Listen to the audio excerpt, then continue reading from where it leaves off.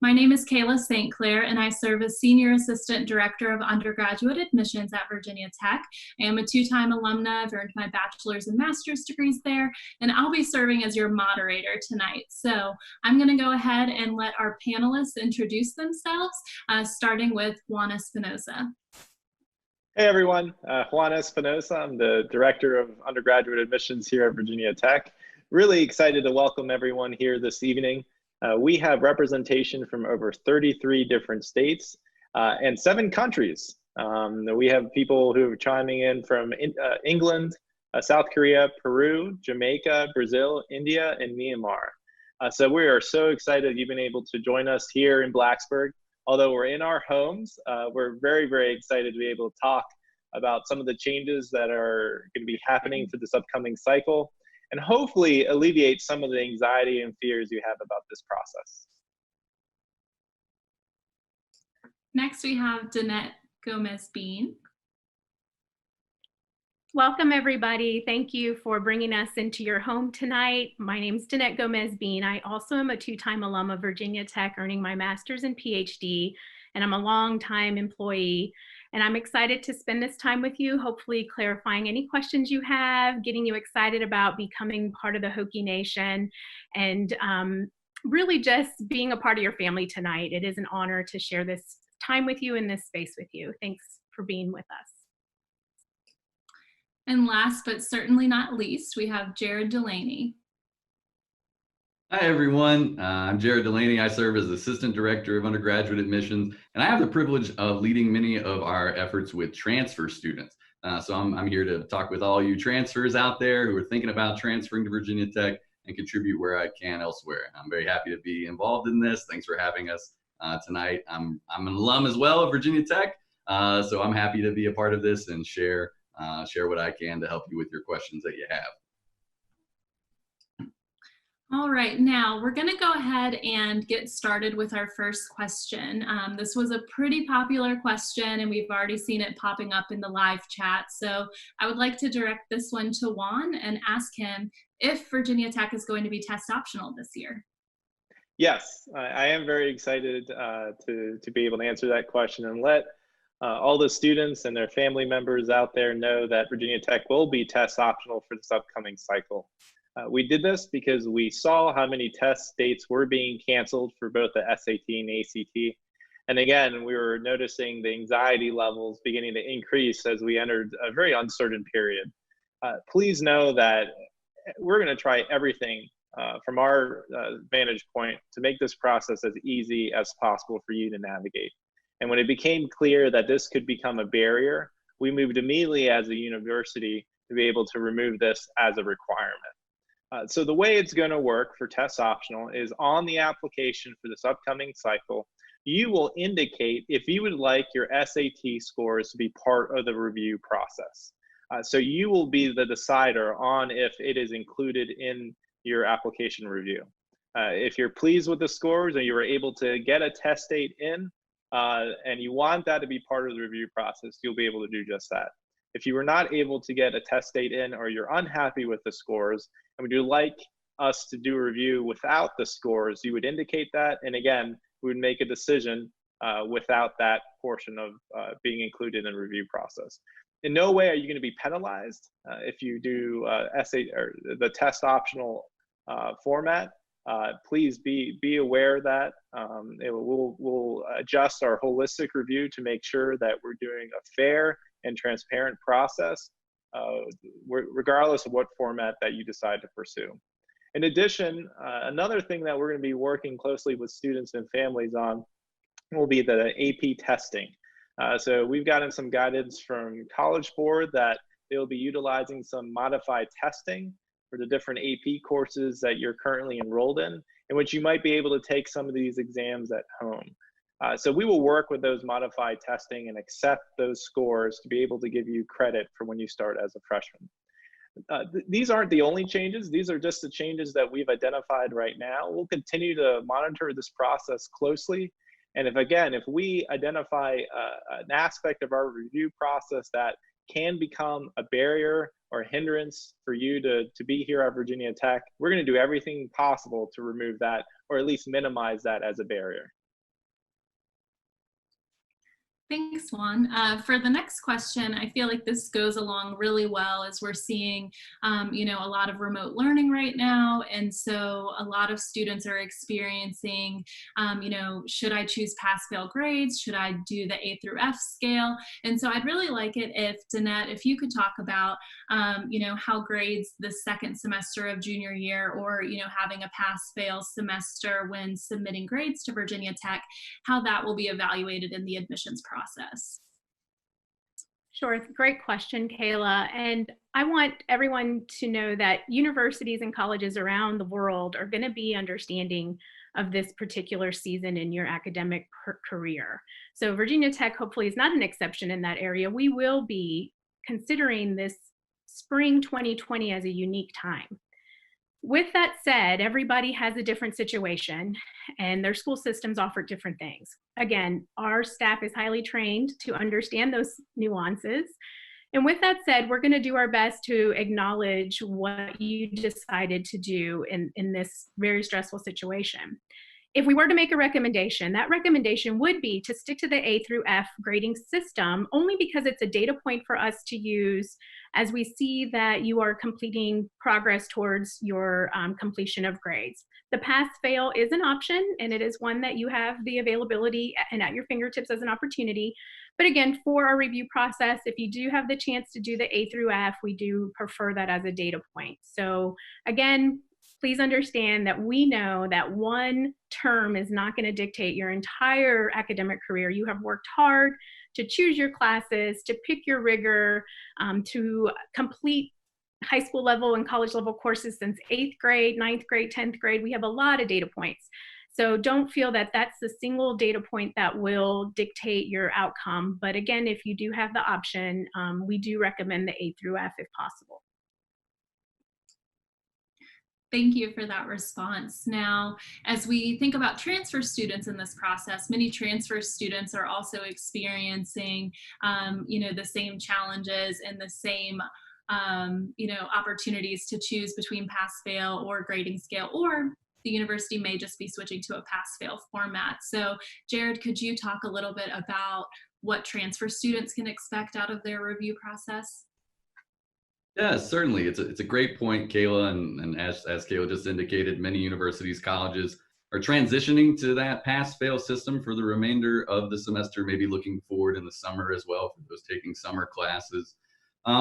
Important thing to keep in mind is, as Janette and Juan both indicated, Virginia Tech is going to be as flexible as possible in thinking about these policies, how they affect transfer students, looking at this semester as very unique in the academic records that you might showcase to us when you apply as a transfer applicant. There are a couple things to keep in mind. When it comes to college credit and thinking about pass-fail, it does work a little bit differently than those high school courses. And that's because different universities and colleges have policies set up that how they evaluate pass and fail. So pass-fail, passes at your college, if you're at one institution, might mean one thing, might be evaluated as a different standard at another institution. So my recommendation for you is to look and see, has your institution that you're currently studying at updated their policy? Have they looked at pass fails? And how do they approximate those pass grades?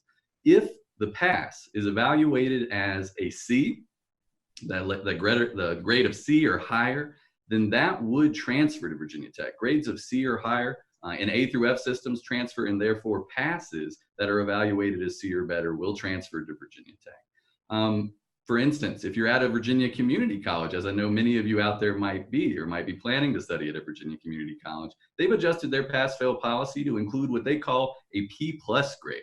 That P+ grade is going to be evaluated as C or above, and therefore recognized as successful completion by Virginia Tech and would be transferable. So if your institution doesn't have this policy, or maybe they evaluate the pass as not C or higher, it could be in your best interest just to ensure there are no problems with your credit transferring and to make sure that you're putting your best foot forward in the admissions process moving forward to stay in that A through F option or opt for that A through F option if you can. Great, thank you for that, Jared. So as we think about next year and applying for our rising seniors, I know that there may be some questions, and we got some questions submitted about what the deferral process is like this year and how that will impact our rising seniors who are applying for the fall of 2021. So I'll pass that to Juan. Sure. So we did relook at our deferral process, and we have revamped that process because of the special situation that we are currently in. We're actually going to go live with this new deferral form for students to be able to pursue and fill out if they're seeking to defer admission and entry for up to 2 years. And we removed the requirement, or I guess the exception for where students wouldn't be able to take courses at other institutions. We've changed that, and we've allowed students now that during their period of deferment that they can take courses at a local community college or a local institution. The reason why we did that is we recognize that there are going to be some students that would like to stay closer to home during this time period and due to the uncertainty, and we don't want to stall their academic progress in any way. But we do make clear to this group that these students, their offer of admission can be impacted by their performance that during these courses that they take, whether it's a semester or a year, and can also have bearing on their major status too. But our hopes are that they'll work closely with our admissions staff to ensure that they're in the best position possible for when they start their entry, whether it's a semester, a year, or up to 2 years later. Again, this is just another example of us trying to remain as flexible as possible and meeting the needs of our students during this time. Thank you for that. We also have several school counselors on this call, so I really want to let you all know that we appreciate all the work that you're doing, and thank you for joining us tonight and making sure that you submitted some questions for us. So this next one came from a school counselor, and it says, given the current climate, many of our students can't work, they can't volunteer, and they can't take part in their normal extracurricular activities. How does this factor into your holistic review? So, Janette, could you explain a little bit about what that looks like for our rising seniors? Absolutely. And hi, fellow counselors. I too am a counselor by training. I like you, just like you, encourage our students to be their whole selves at all times, even in this crisis. Our student athletes, our artists, our performers, our volunteers, everybody is struggling to find identity and understand what that means for them through their sophomore, junior, and senior years. I have a daughter who is in 4-H, and all of her summer show season is canceled. And so she's having an identity crisis right now. But she's also shown that 4-H is part of her identity in the time that she's been in middle school and high school, and we can see that come through in the application when your students do apply. So they haven't lost any part of their identity and their passions. It's really just a pause, and people are finding unique ways to share that. I can tell you my daughter spent 3 hours this morning crafting a video tutorial of how she feeds her cows. And so that was fun for her. And so again, people are inventive. These students are impressive.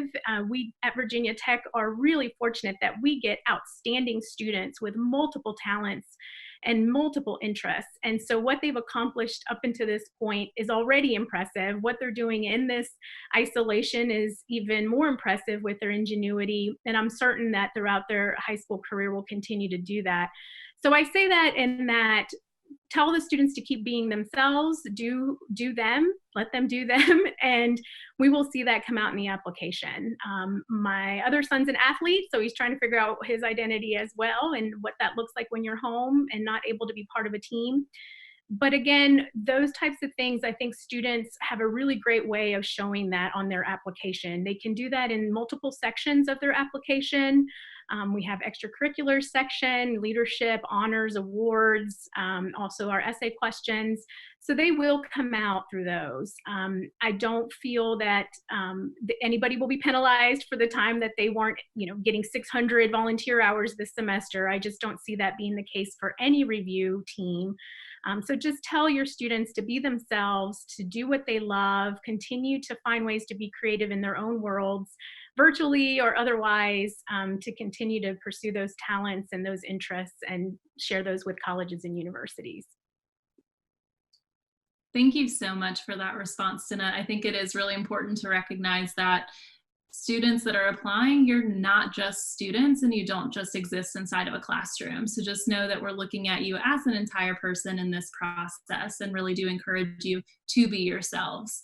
Now, Juan talked a little bit about what AP credit looks like this year, but I wanted Jared to elaborate a little bit more on this as far as, do we accept these modified test scores, and do we even look at the test scores in our application review process? Yeah, it's another great question. And so Juan already touched on that we are looking to be as flexible as possible when we're thinking about these scores. Virginia Tech will accept the modified AP IB processes that are put in place. So we will accept those formats and those scores. There are a couple of great resources that you can use to see about the scores needed on those tests. And I'm sure that these will also be updated if there are any changes to thinking about scores or what scores are needed, maybe to present transferable credit for particular classes at Virginia Tech.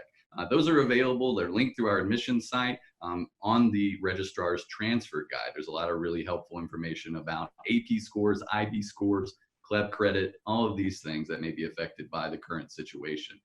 When it comes to the review process, so for our first year freshman review process, the AP scores are not actually considered in that process. We want to see your success in the class. So it's very important for us to see that you're challenging yourself in those upper level classes like AB, like IB, maybe dual enrollment, maybe it's honors, whatever type of curriculum that your school offers, that you're challenging yourself in that curriculum and hopefully doing well in the class without so much weight being placed on the exam score. Obviously, that can help you when we're talking about that transferable credit, your progress at Virginia Tech, your status, and those types of things.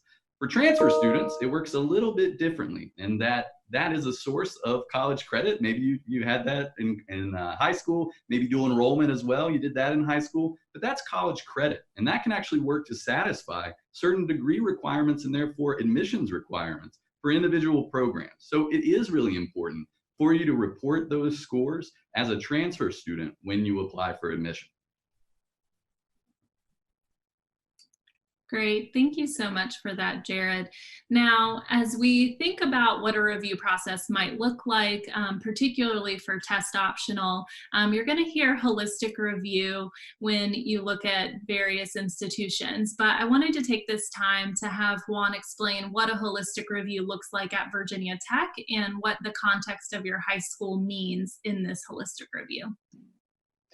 Yeah, this is a great question.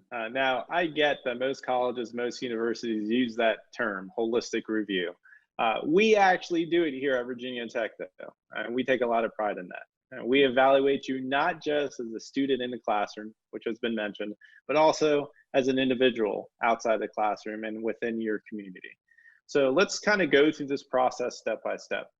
So when we begin our review process, initially we focus on the academic side. And when we look at your application and your self-reported academic record, what we're scanning for is strength in your grades, but also that rigor that Jared was talking about. We love to see those advanced level courses. Why? It's not because we're mean, but research has shown that the more advanced level coursework that you take, the easier the transition is from high school to college. The easier that transition is from high school to college, the better you're going to do in your courses freshman year. The better you're doing your courses freshman year, the more likely you are to come back for your sophomore year. That's a big deal for colleges. That's called retention rate, the percentage of students come back for their second year. Year after year after year after year, at Virginia Tech, we consistently bring well over 90% of our freshmen back for their sophomore year. Nationwide, on average, retention rate's closer between 50 to 60%. So we take a lot of pride in that the process that we put in place is doing really well in identifying students that will be academically successful once they arrive here. As far as the grades that we're looking for a strong mixture of A's and B's.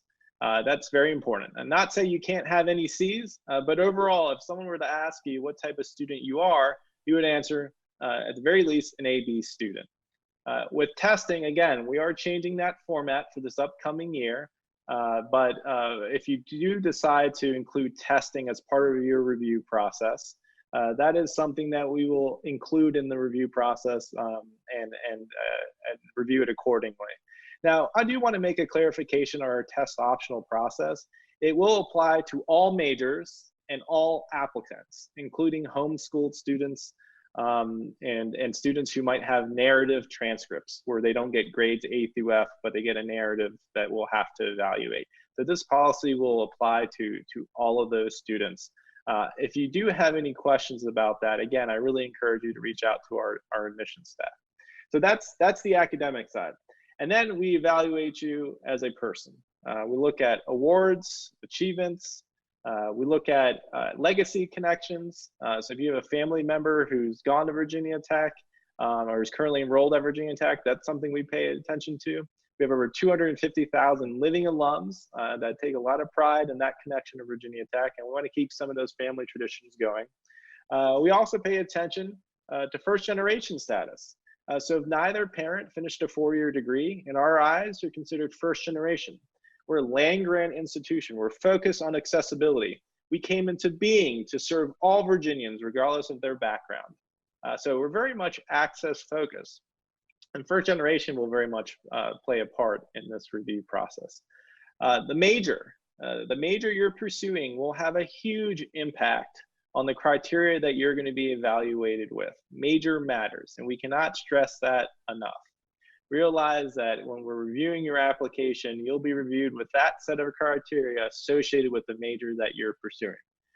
So students who are pursuing our very high demand and highly ranked engineering program or architecture program are going to have a different set of criteria than some of the smaller programs that we offer here at Virginia Tech, and that's very important to know in this process.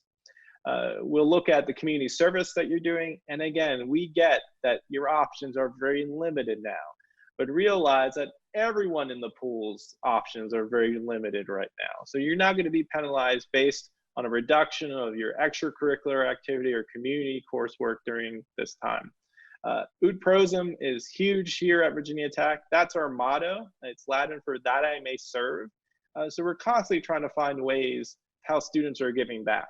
And I'm very pleased to get correspondence from prospective students or even students that have been offered for this current cycle that have been living up to that motto, and they're not even here yet, doing some wonderful things for neighbors and their community during this very, very difficult time.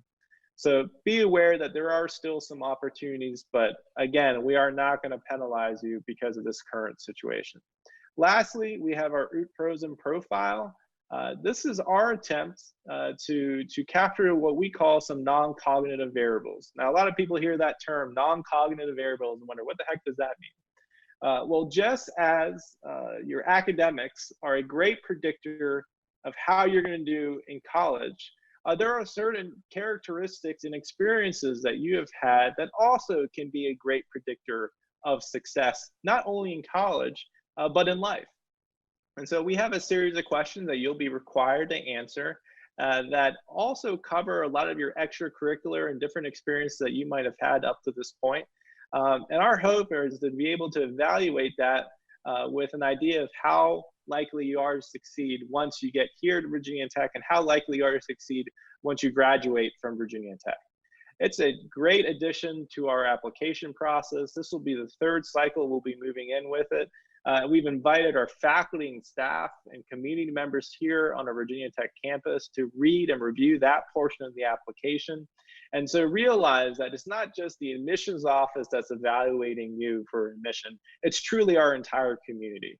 And know that if you do end up getting offered, it's not from me, it's not from anyone on the screen, it's truly from our Virginia Tech community. And I think that's a really cool thing. Thank you so much for that. I would say that for most of our staff, we absolutely love getting to read those Ut prosum profiles because it is our opportunity to get to know you in a different way and really kind of develop you further than just how you're answering questions on an application. So just make sure you take advantage of that Ut prosum profile. If you can tweet, I promise you can answer those questions. So please take advantage of it because we really like to get to know you in this process. process. Now, as we think of things that you could be doing to make yourself more competitive, as we move into this next process and move into the application process, I think students want to know, what can I be doing? And I think Janette will be a great person to answer that question. Sure. So like I like to tell lots of families, you're already doing the work. At this point in your career, you have made good choices. You have chosen good classes, you have picked extracurriculars, you have served your community, you've done the work. And we know that because of the more than 30,000 applications we get. That is just the theme. You are high achieving students. And again, you've done the work. Allow this time to be a unique time to reflect back on that work, and then also challenge yourself to figure out what you want this next era to be for your next steps. So that can mean different things. You may have had some time to really soul search and find out what you think you might want to do beyond your college education and figure out a major. That's one of the things I highly recommend doing, and this may seem odd to maybe sit down and do at this stage if you're a sophomore or a junior, but definitely if you're a rising senior, I would highly recommend sitting down with a mentor, with a friend, with a family member, with somebody you trust, and ask hard questions about why they chose what they did for their careers and why you think you'll be good at something. And so I actually did this exercise with my 17-year-old who's a rising senior and my 14-year-old who's a rising 8th grader a couple weeks ago. And I said, look, we have some time. Let's just do some soul searching together and ask ourselves some questions. And I find that to be very centering for people to be able to answer those questions for themselves and start thinking through, what do I want to be? What do I want to do? At least some idea of a potential major. As Juan mentioned, at Virginia Tech, major does matter, and we cannot stress that enough. I know that's hard.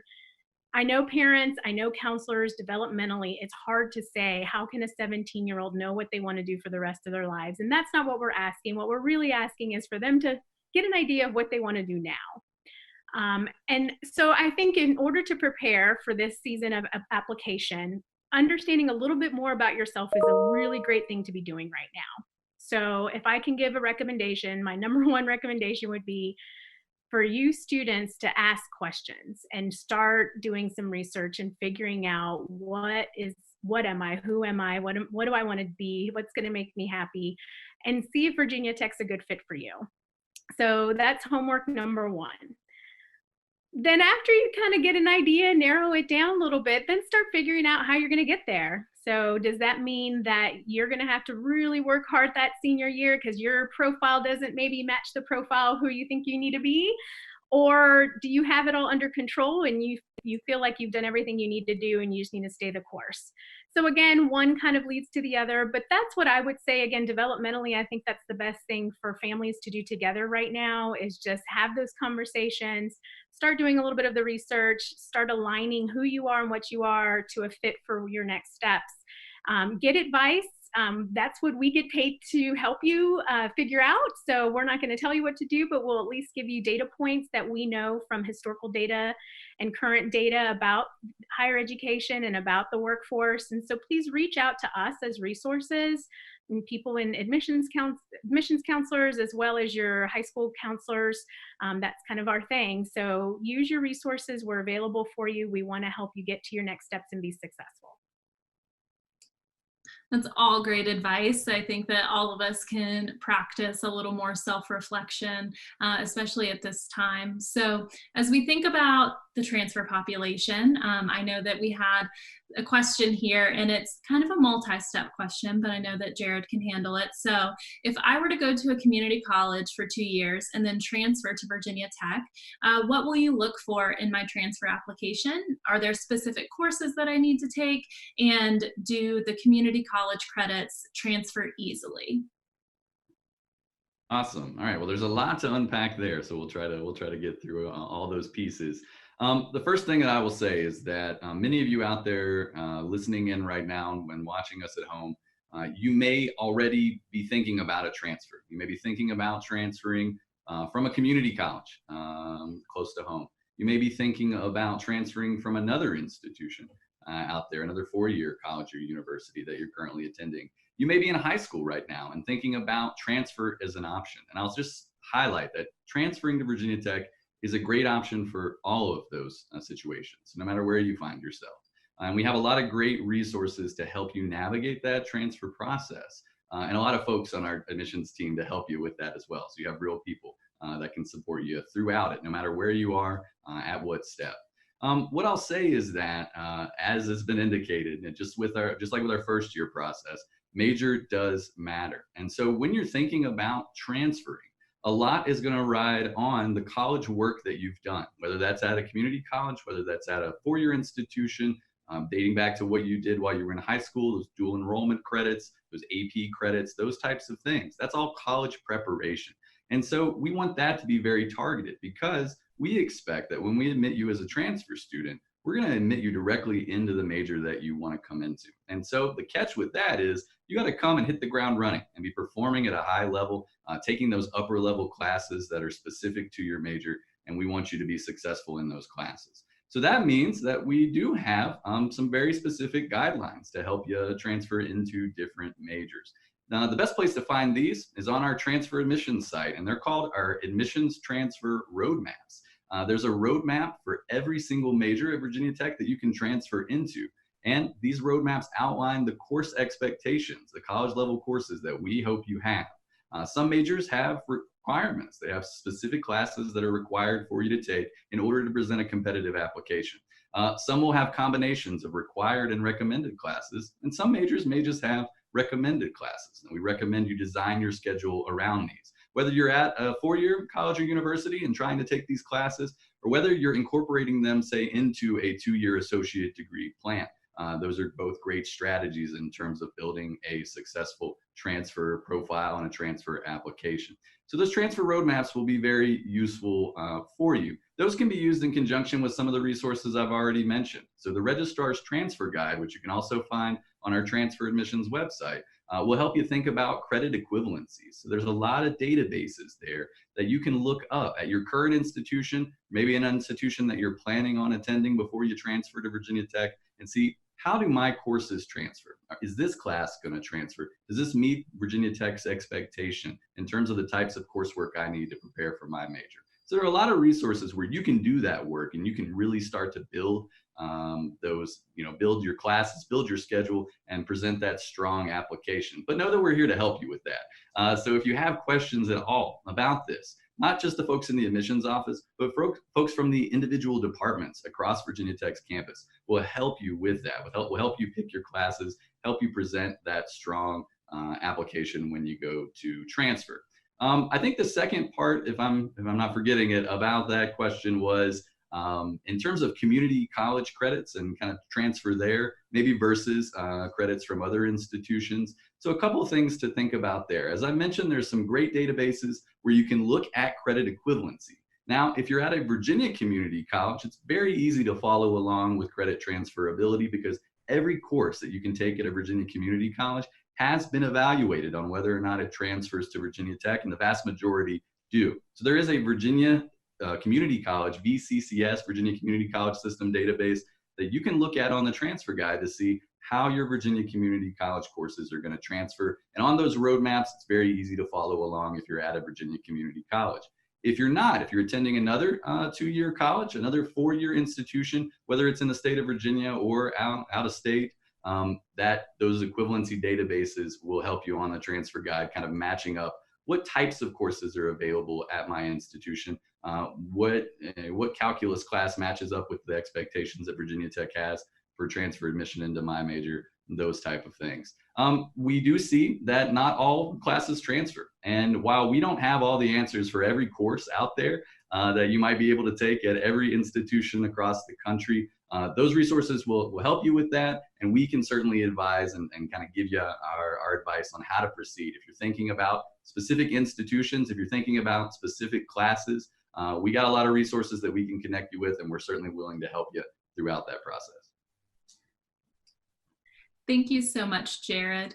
Now, as we think about the college admissions process, I know that one of my favorite questions to ask when visiting high school is, what kind of rumors, myths do I need to dispel while I'm here? So I'm going to ask Juan if he will dispel a few different myths for us. So we had some questions of, let's see, is it tougher to get in from Northern Virginia?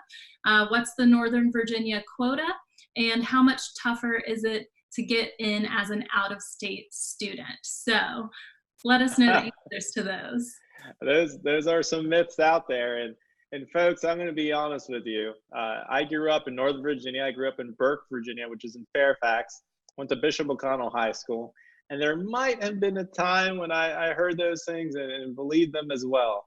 But now that I'm on the other side of the process, I can say very bluntly, these myths are simply just that, myths, and they're not true. Think about it for a moment.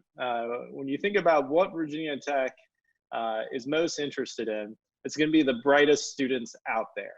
Why would we limit our pool in any way geographically when we're in pursuit of trying to find the best minds out there so that they can contribute to society and do well in life, and have Virginia Tech be part of their journey?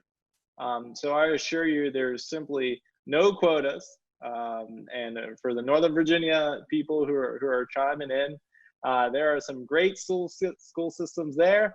But guess what? There are some great school systems elsewhere in the Commonwealth and around the country too.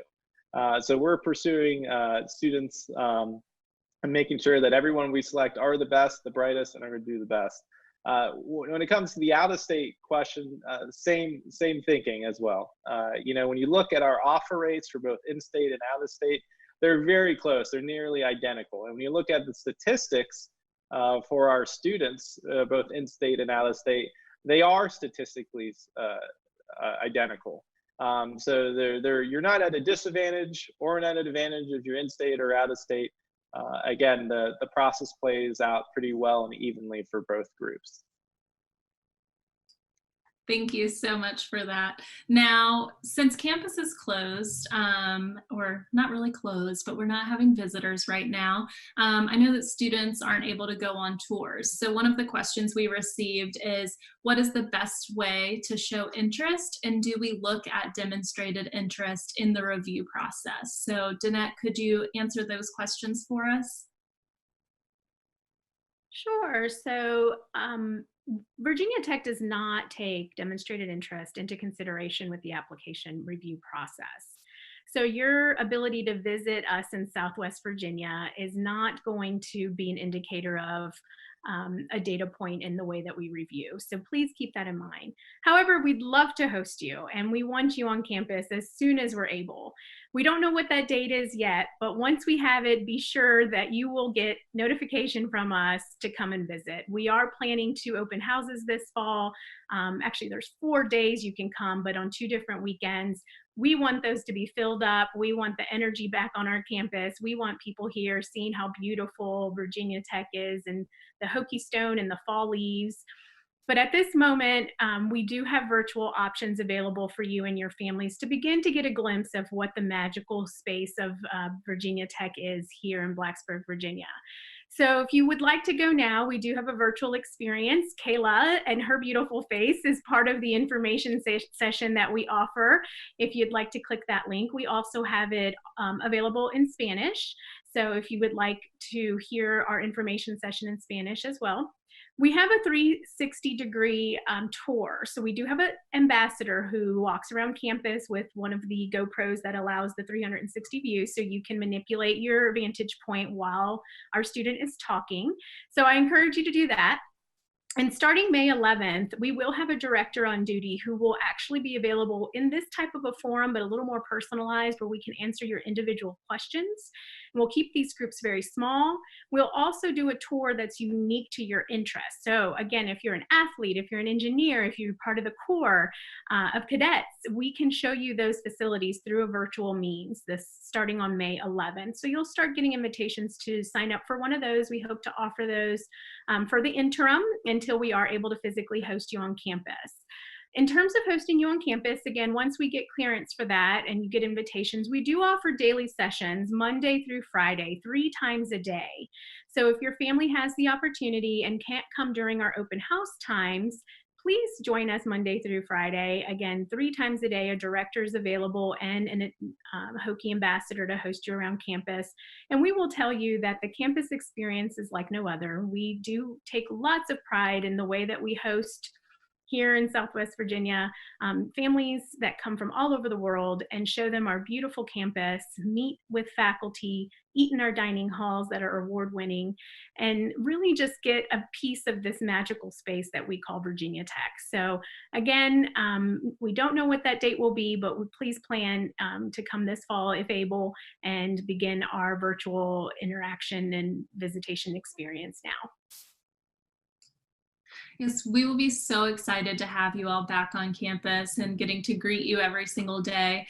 So right now we do have to, stay safe, stay healthy as much as possible, and socially distance ourselves from others. But as soon as we're back open, like Janette said, we will definitely let you know. Now, one of the questions that came in through registration is the admissions process different for the Corps of Cadets? And what are we looking for with the Corps? So I'll have Jared take that one away. Yeah, so great question. So just for some context, so the Corps of Cadets at Virginia Tech is that full-time military lifestyle opportunity. Has a rich history at Virginia Tech dating back to our founding as a military school back in 1872. It's a tradition that continues on today and prepares all of its participants for a number of career options, whether that is in the military or maybe in the civilian world. And so there are those options for you to choose. And when you ask about applying for that, there's no separate application process, no separate form that you need to fill out to apply to be a member of the Corps of Cadets. Simply in our admissions application, there's a box that asks, would you like to enroll as a member of the Corps of Cadets? If you're ready to make that commitment, you can check yes. If you're not ready to make that commitment, but you're interested, you can also check the box that you'd like more information. And then someone from the Corps of Cadets would reach out and send you some information to help you maybe make that decision. It's an important decision. It definitely shapes the experience that you have at Virginia Tech. So we would encourage you to check out that opportunity.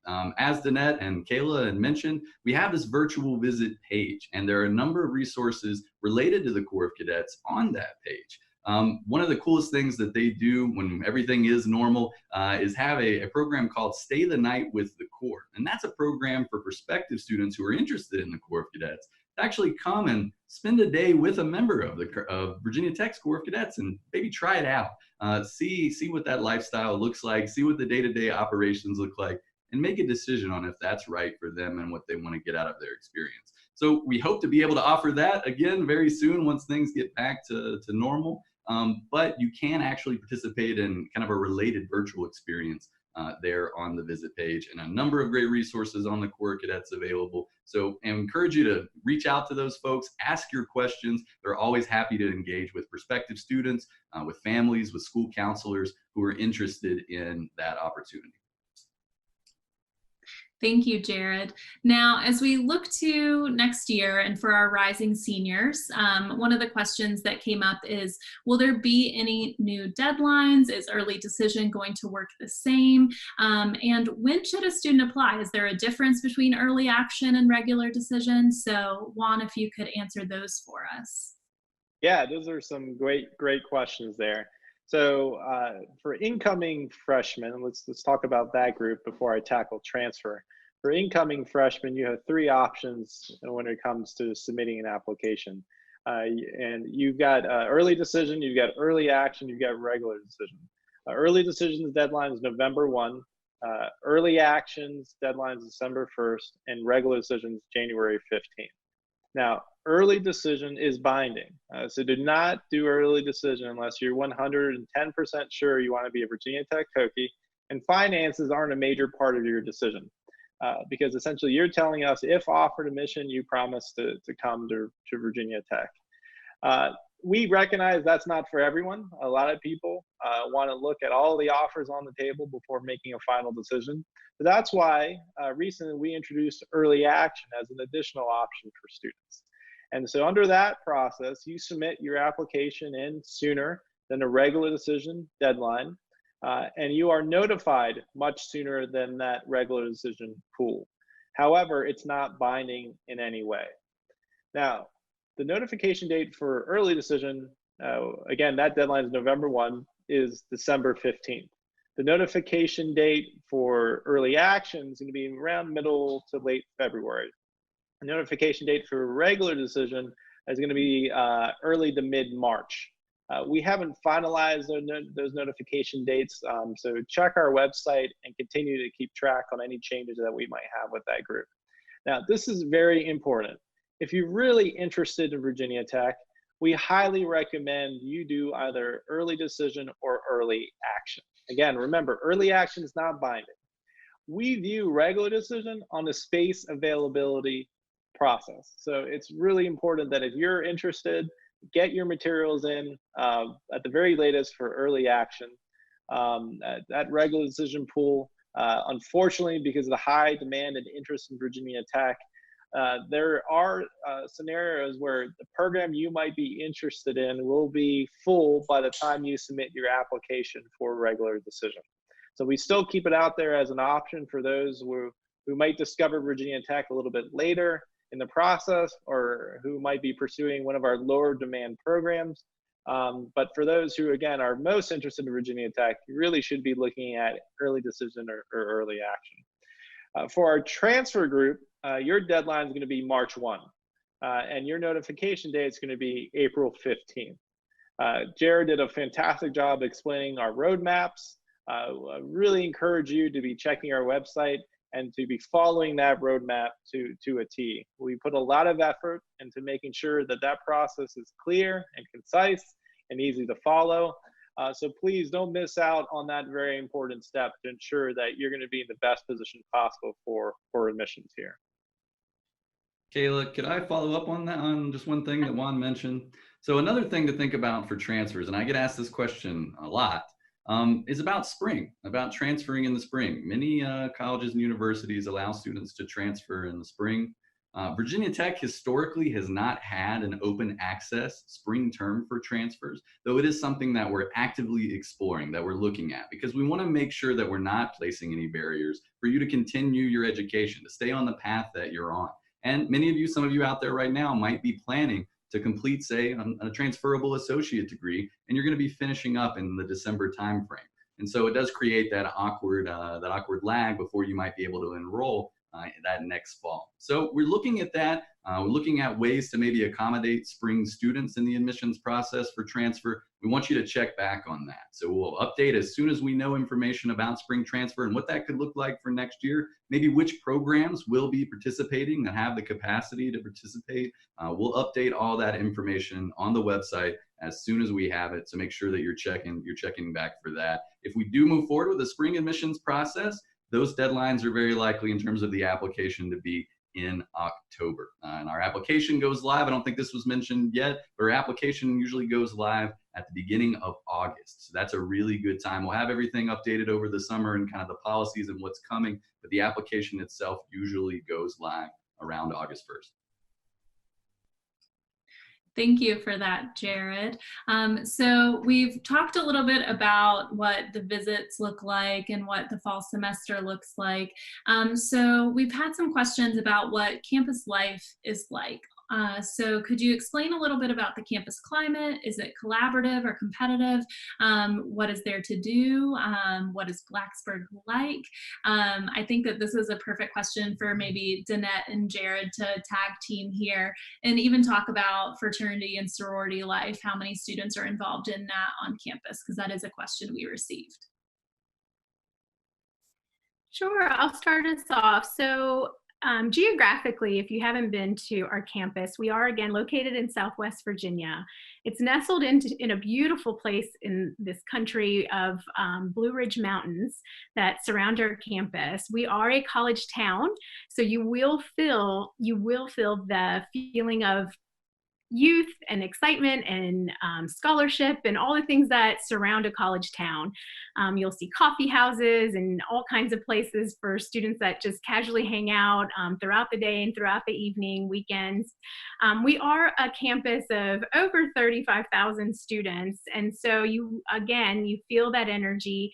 The campus has won several awards, and Virginia Tech does a fantastic job about student life and transition and ensuring that students are successful. Juan mentioned academic retention rates, and I think part of that is because we also understand that students are beyond the classroom. We have experiential learning experiences, study abroads, co-ops, internships, research opportunities that help students understand themselves in every way. We have over 900 organizations to become a part of, anything from cultural to language to dance troupes to singing groups, spiritual organizations. So anything that your heart desires, you will have on our campus to explore. We have one of the largest intramural systems, so if you do have some interest in getting involved on a team, you can do that in a fun way, you can do it in a competitive way. We also have varsity sports and club sports. So again, really all that you need is at your fingertips. Jared, do you want to add to that? Well, I think that was a really good summary of a lot of the things that I would highlight as well. You did forget one thing that's very important when you're thinking about the campus, and that's going to be my favorite aspect about Virginia Tech, and that's the food. So we have top-rated dining in the nation, year in and year out. The food is fantastic. It's amazing. So if you're food motivated like me and you're thinking about that, and it's an important thing to think about. You may not have thought about that much when you're thinking about college, where you want to attend. Think about the food that you're going to be eating for the next several years, how that might affect your mood, your happiness, your satisfaction, etc. The food at Virginia Tech is again top rated, wide variety to fit everybody's dietary preferences, any dietary restrictions that you might have. So it's a fantastic part of student life. The only other thing that I would add is the question asked about kind of the competitive or collaborative. I think that if you ask any member of the Virginia Tech community, you ask a student, a faculty member, another community member, they would say it's a very collaborative environment, not competitive at all, and that folks are really there to support one another. We're all united by this common identity, by the colors of maroon and orange, by being part of the Hokie Nation, living out that motto of ut prosum, that commitment to service. All of those things are very important to every member of the Virginia Tech community. We all support each other in our goals and everything that we have planned, and any struggles that we have as a community, collectively or individually. So that's very much the feeling of campus, one of inclusion, one of welcoming, and we hope that if you're interested, you get to be part of that. Thank you both for that response. I will apologize for the sun flare that is behind me. Unfortunately, my desk is too heavy to move quickly during their responses. But as we're closing things down here in a little bit, we want to wrap up right around 7 o'clock. I do want to ask a fun question, especially since Jared mentioned the food. So if each panelist would let us know their favorite meal on or even off campus. You want me to go first since I'm very excited about food? Well, there's so many to choose from, so it's hard to narrow it down. But I will say that probably my favorite meal, or maybe the meal that I ate most as a student at Virginia Tech, was in West End, one of our award-winning dining facilities at the Fighting Gobbler, which serves lots of sports fare, burgers, and chicken, and those types of things. They have an Old Hickory burger, which was my kind of guilty pleasure as a student.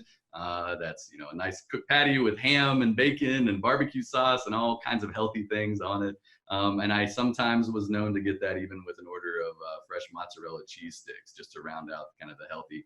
So that's my favorite meal on campus. I will say that there are healthy options. I did eat some salads too while I was at Virginia Tech. There's a gourmet salad bar that I also enjoyed, but the Old Hickory burger was my favorite meal on campus. I'll go next. I'm not sure if I mentioned this earlier, but I am a graduate of Virginia Tech as well. Graduated back in 2004, and I still remember to today the fantastic lobster and London broil that's served at West End. One of the few places where if you want lobster every day, hey, you can make it happen.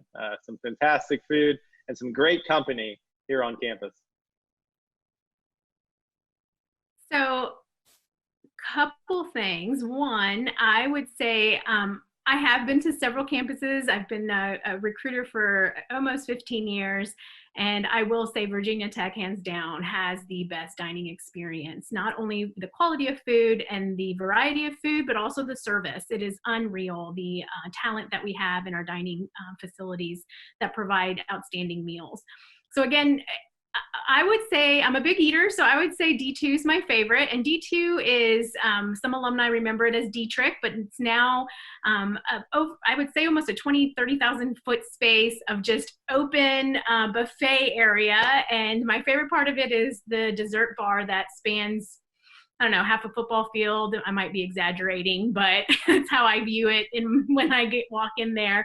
But it's really anything your heart desires, but it's not the type of buffet that you kind of struggle to find something.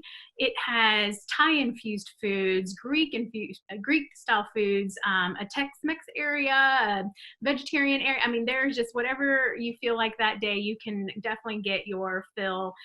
So when I'm really hungry and I want to walk across campus, because that's about the opposite side of campus for me, that's where I will get my steps in and I'll go earn myself a really delicious gourmet buffet at D2.